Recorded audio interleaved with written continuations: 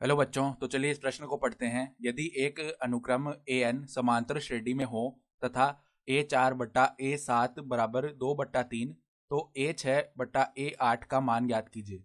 तो देखो प्रश्न में क्या बोल रहा है। हमें बताया गया है कि ए एन जो है वह अनुक्रम समांतर श्रेणी में है तथा A4/A7 का जो मान है वो 2/3 के बराबर है। तो A6/A8 का मान जो है वो हमें ज्ञात करके दिखाना है।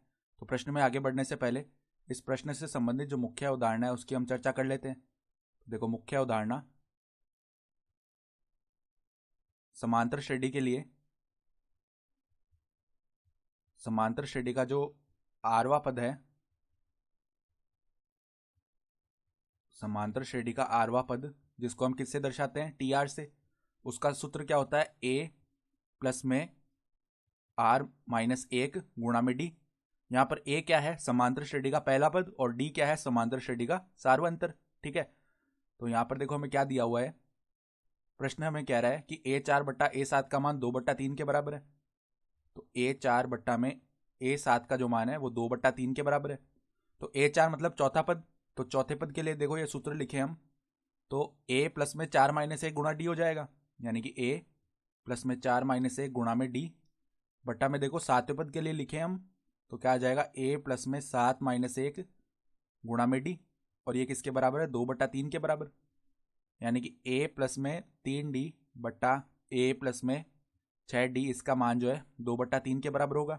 तो अब देखो यहाँ से 3 जो है वो तो इससे गुणा हो जाएगा A प्लस में 3D से, और 2 जो है वो किससे गुणा हो जाएगा, A प्लस में 6D से। यानी कि 3 को अंदर गुणा किया तो 3A प्लस में 9D बराबर में यहाँ से क्या आएगा, 2A प्लस में 12D। अब देखो 3A माइनस 2A कितना हो जाएगा, A आ जाएगा केवल, और 12D माइनस 9D ये कितना हो जाएगा, 3D आ गया। यानी कि A बराबर में कितना आ जाएगा, 3D आ गया।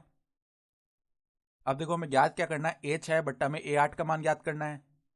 तो देखो A6 बट्टा में A8 का मान ज्ञात करते हैं।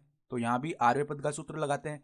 तो A प्लस में 6 - 1 गुणा डी बट्टा में A प्लस में 8 - 1 गुणा में डी, यानी कि क्या बनेगा, A प्लस में 5D बट्टा में A प्लस में 7D।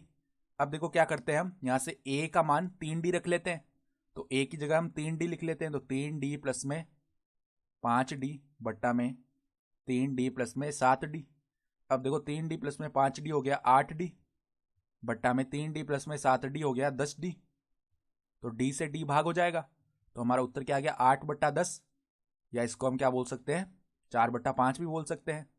तो हमारा जो अभिष्ट उत्तर है वो कितना आ गया, 4/5 आ जाएगा हमारा उत्तर। तो आशा करता हूँ कि आपको यह प्रश्न समझ में आया होगा। धन्यवाद।